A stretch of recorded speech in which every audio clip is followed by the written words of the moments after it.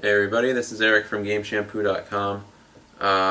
Back this weekend to talk about all the stuff that we put up on the site this week and what you can expect next week, and I guess for the remainder of December, because there's really not much else happening, save for a few smaller titles and some other stuff, but we'll get to that later.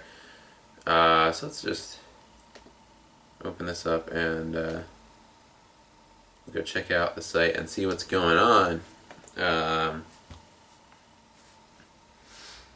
Yeah, it's been super busy lately with the Wii U coming out, and releases are still going pretty strong on PC, Xbox 360, PlayStation 3 as well.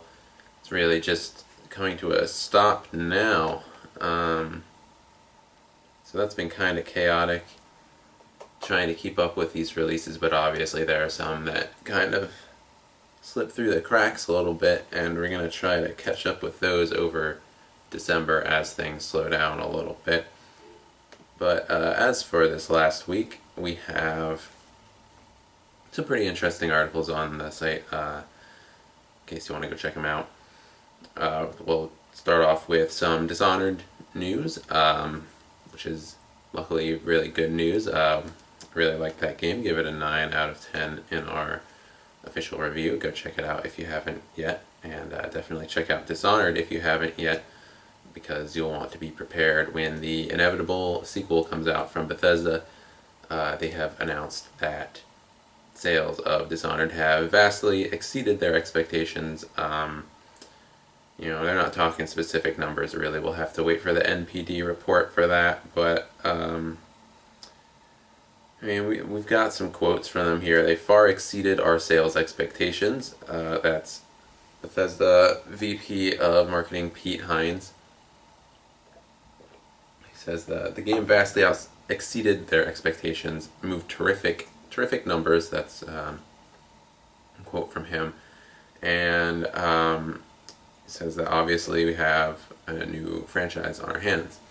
So, take that for what you will. Seems like there will be more Dishonored games, though, and that's okay with me. And we've got some Batman news. Arkham City is getting its own spin-off board game, which is pretty cool. You get to play as either the villains or Batman in this board game, and if you're the villains, you have a team randomly selected for you, and you're trying to escape from Arkham City while the Batman player is trying to keep everybody else in. Excuse me. And so for the villain player, you get points for escaping with each villain. And for Batman, you get a point for every villain you stop, and there you'll have like tool belt, cards, and stuff like that you can play. If you're Batman, that will give you kind of one-off gadgets that'll help you to stop or trap the bad guys. And if you're bad guys, you'll have abilities. A lot of them have these weird powers and stuff like that. But that's pretty exciting. Just watched The Dark Knight Rises again last night, and so pretty excited about Batman right now. I've been thinking about getting maybe Arkham City again. I don't want to get the Wii U version, Armored Edition, because I've heard that it's kind of worse than the other ones with the touchscreen mini games, and all those mechanics just don't seem like they need to really be there. But the PC Steam has Game of the Year edition for like $30, I think, or something like that. So that might be something worth looking into. Just really like Batman, and so interested in the board game, interested to see how that goes.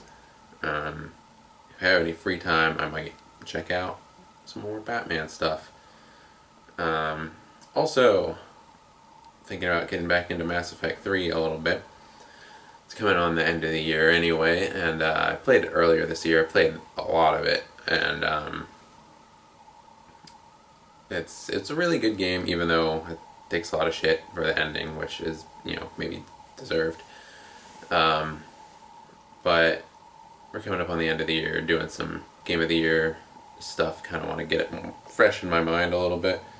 And I don't know, I've had this weird urge to play the multiplayer in that game, and I don't know why necessarily. But they have just put out the Omega DLC, which would be a great excuse to go revisit that game if I can get my Xbox to connect to the internet, which it is not doing. I don't know if there's like a broken part in it or what. I'll probably have to send it to maintenance. But anyways, there's new DLC out for it. We have the skinny on getting the achievements in the DLC, including the Meticulous achievement, which is kind of a toughie. So if you are having trouble with that, head over to GameShampoo.com/magazine and look for the Mass Effect 3 achievement guide. Gonna stick with the sci-fi theme for now. We've got a date and price for the Halo 4 Crimson map pack from 343 Industries, and it's going to come out on December 10th. It's going to cost 800 Microsoft points, and it'll include 3 maps, Shatter, Harvest, and Wreckage, I think are the 3 maps. And, those are primarily designed for team games. And then we have the year's other big shooter. I don't know why I couldn't say that. Call of Duty Black Ops 2. It's kind of in trouble a little bit. It looks like sales of Call of Duty as a franchise could be down as much as 20% from last year's Modern Warfare 3. Lifetime sales of Modern Warfare 3 so far have themselves been down from Black Ops and Modern Warfare 2. So it looks like we're seeing the slow but steady decline of Call of Duty as a franchise. It'll be really interesting to see what, if anything, Activision does to try to prolong the half-life of this series, keep people interested, because the rumor is that next year is Modern Warfare 4. I'm not really sure if that's what people want. I'm not really sure if more Call of Duty in general is what people want. With all of the changes that Treyarch made to this year's game, it'll be really interesting to see if those changes carry over to Modern Warfare 4. Traditionally, the Modern Warfare games have been super, super linear.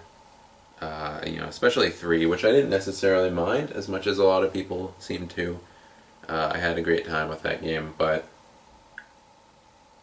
I understand the complaints that people were bringing up, and it's going to be interesting to see where that series goes in the future and if it can manage to bring its big fan base along with it. Obviously, Black Ops 2 still made a ton of money. We had an article up on the site, I think last week, talking about how the game pulled in 500 million. Was it 500 million? On its first day. I think that's right. And like within its first 24 hours of release. So obviously it's still making a lot of money and selling a lot of copies, but it's not what it was at its peak, which is maybe too bad, because I like Black Ops 2 a lot, and I think it's one of the best games in the series in general. I think Treyarch brings a lot of new stuff to the table, even though it does still feel like a Call of Duty game, pretty much down to a T.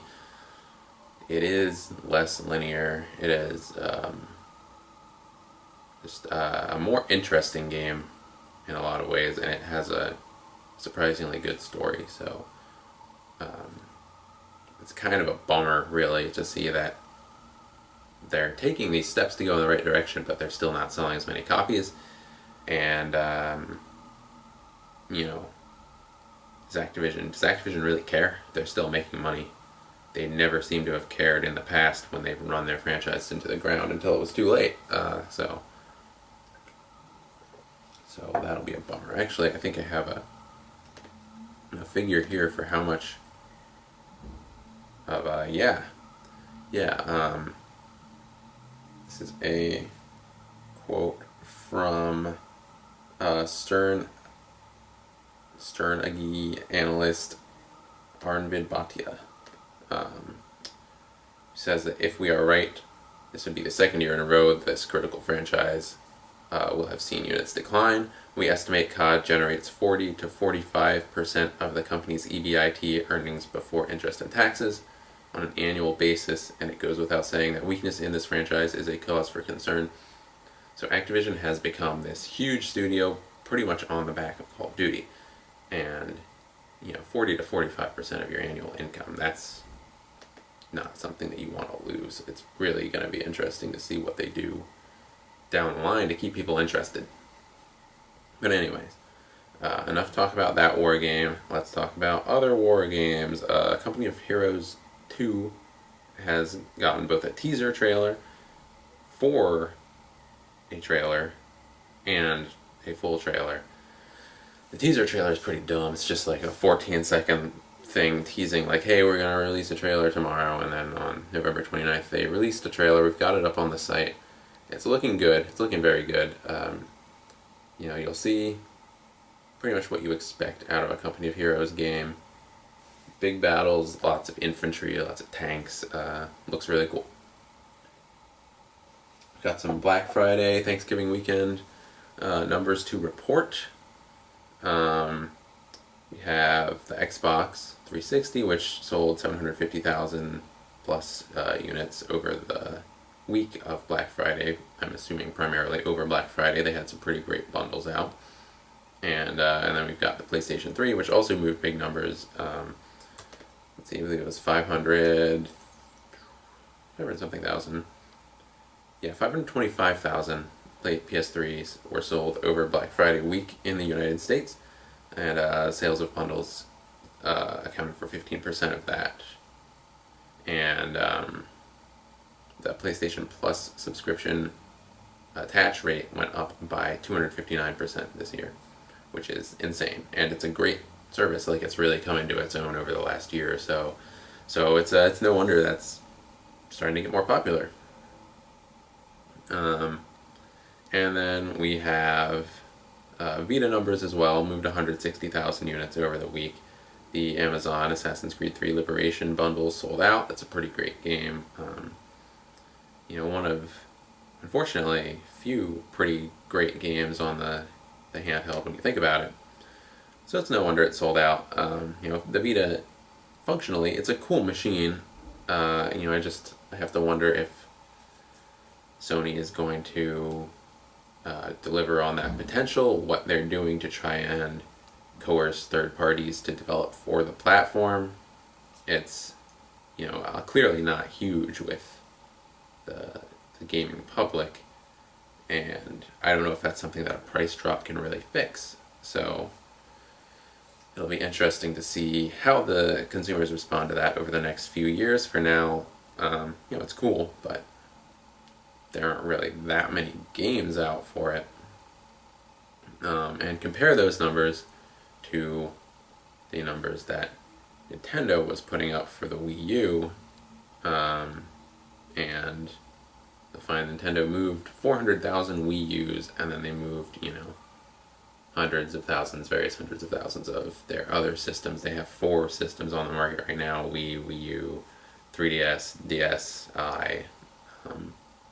So they're collectively, they have shifted 1.2 million units over Black Friday's week, but the Wii U itself only accounted for 400,000 of those units, and it's really hard to gauge how people are reacting to that thing right now, because you'll find that, go into some stores and it's all sold out, you can't find it, and you go into other stores and they've just got full stock. And that's happening in a lot of places, actually. So I've heard, is that you'll walk into a store and there's just Wii U's everywhere. And I don't know, that doesn't sound like a good thing for Nintendo, but then you have to take into consideration that they're selling all these things online as well. I got mine through GameStop.com, pre-ordered it as soon as they announced it. A lot of other people probably got theirs through GameStop as well. Amazon, for whatever reason, didn't have them. But you've got to think a lot of their business has to come from the internet these days too, right? So it'll be fun to kind of dissect the numbers of that once we get a more concrete picture of how many people are really buying these things. But for now, Nintendo's saying 400,000 over Black Friday week, which was also the Wii U's launch week. Obviously not comparable to PS3 or Xbox 360 numbers, and it seems like the stock is out there, so maybe people just aren't as interested in this one. The Wii itself was kind of a fad in a lot of ways. A lot of people went out and bought one. They're pretty cheap, makes a good Christmas gift for the family, that kind of thing. And it's been, a good almost 6 years, I guess, really, since that thing came out. Not a lot of quality software between then and now. Say what you will about Nintendo's first-party stuff and, games like Okami and that stuff. Those are obviously great games, but there wasn't a ton of stuff in those 6 years to really hold consumers' interest.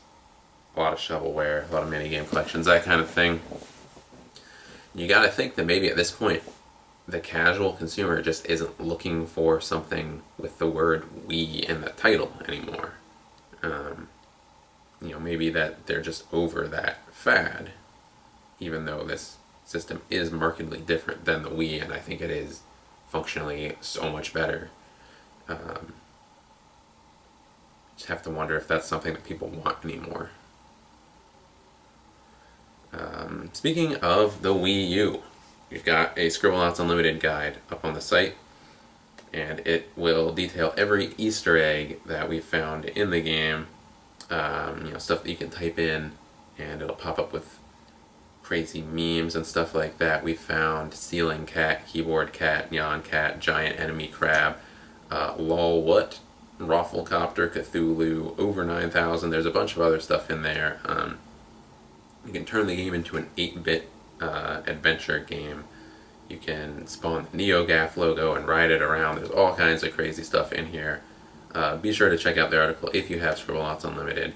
I think you're going to get a lot more out of the game. I definitely did once I discovered all these things. They're just a ton of fun. And then on that end, also we have a Far Cry 3 system requirements guide to let you know if you'll be able to play the game at optimal settings. Spoiler alert, probably not. Or how much you're going to have to cripple your computer to play this thing. It's a beast of a game. I definitely won't be able to run it 60 frames a second, 1080p resolution, maximum settings. You're gonna have to set something down, which is really a bummer. I have a great graphics card. Got an 6950 HD ATI, but that's not quite good enough. It's been good enough for pretty much everything else that's coming out. But now that there's a game that, could greatly benefit from having a better card, I'm just like, might as well spend like $400 to buy a new graphics card, right? But I don't know. With new systems coming out next year, that's probably a dumb idea right now. But yeah, Far Cry 3 system requirements, it's a friggin' beast, and it will eat your computer alive. So check those out before you buy the game. We've got Ouya dev kits shipping out on December 28th. You can apply for the SDK on the firm's official website. We have the link on our site if you need it, and we have more news on that. It's just nice to know that with all the funding that thing received, it's clearly progressing at the expected rate. It's always nice to see a Kickstarter project that just gets this groundswell of support and then actually delivers on it. Seems like everything's going well so far for the Ouya. THQ is doing their own Humble Bundle. A lot of you probably know about this one already because the thing has made 2 million in under 16 hours. It's now been up for almost 2 days, so I imagine it's made even more. THQ's Jason Rubin, he's the new president, he's over from Naughty Dog, is the top contributor with over $1,000. But the average price, last time I checked, was like $5.64, I think. And if you pay above the average, you get a free copy of Saints Row the Third along with it. That game is absolutely fantastic. If you haven't played that game and you like fun, you should probably contribute over $5. It's totally worth it. You'll also get Darksiders 2, you'll get Metro 2033, Company of Heroes. There's a ton of great stuff in that bundle.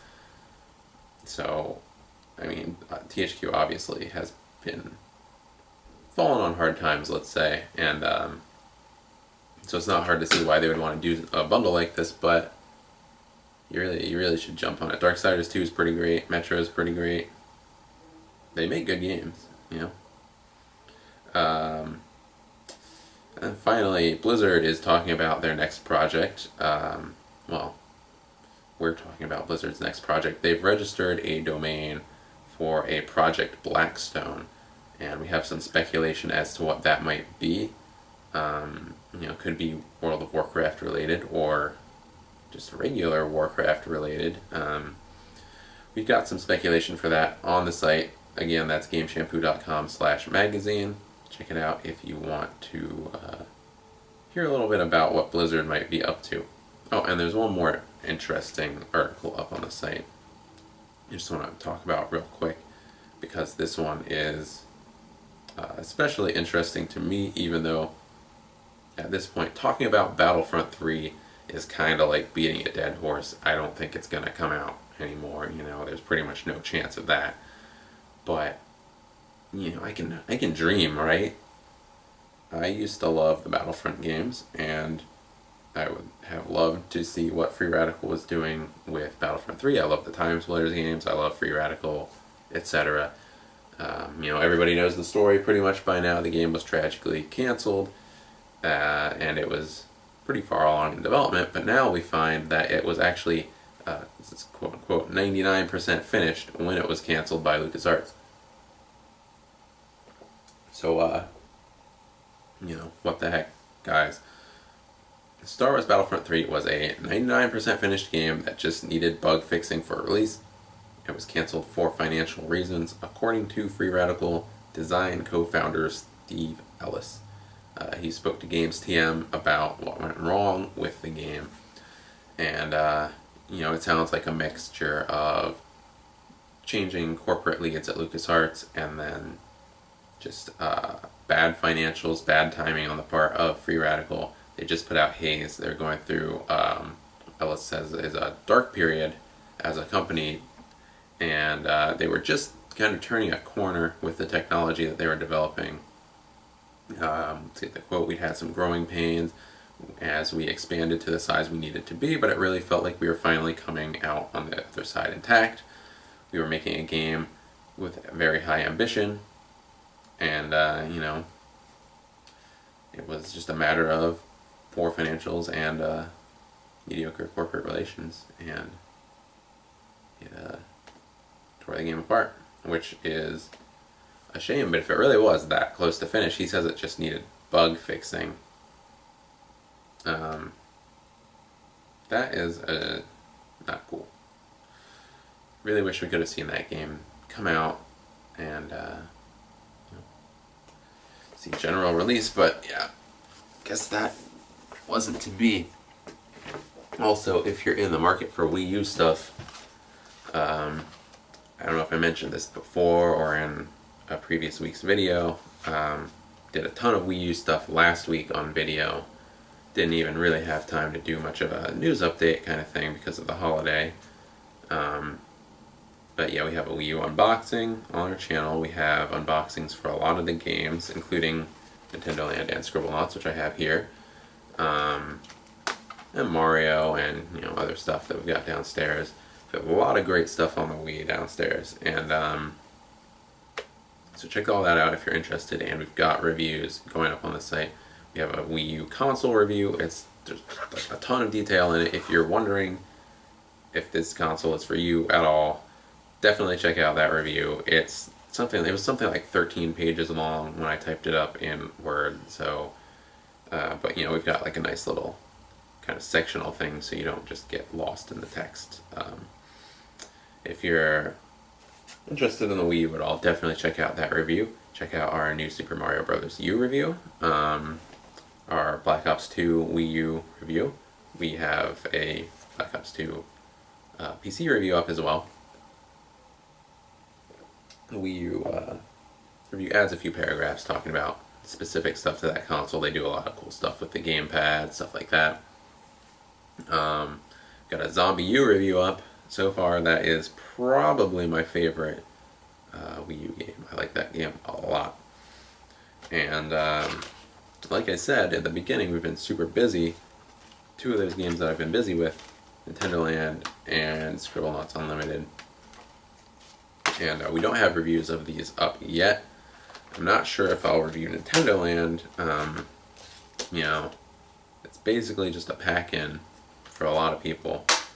Although it is a $60 retail game if you buy the standard edition of the Wii U.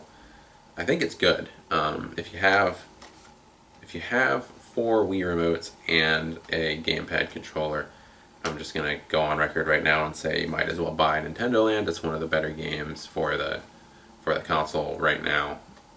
But if you're just flying solo, there are 6 solo mini games in here, but they're not great.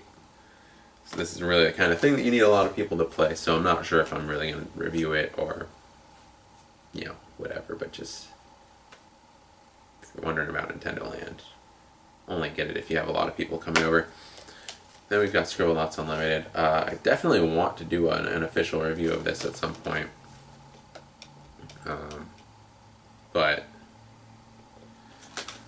been super busy with this and a few other games. I have Persona 4 Golden on the Vita, and what else? There's a bunch of stuff. Oh, I have Sonic and All-Stars Racing Transformed on the Wii U as well. Been playing through the campaign of that, which is taking a surprisingly long time, just because most of the races are just your standard kart racing stuff. There's some rubber banding AI, whatever, items, race, go.